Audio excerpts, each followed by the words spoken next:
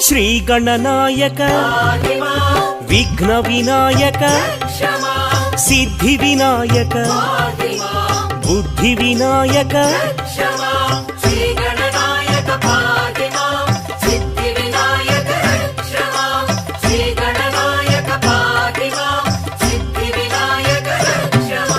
మూషిక వాహన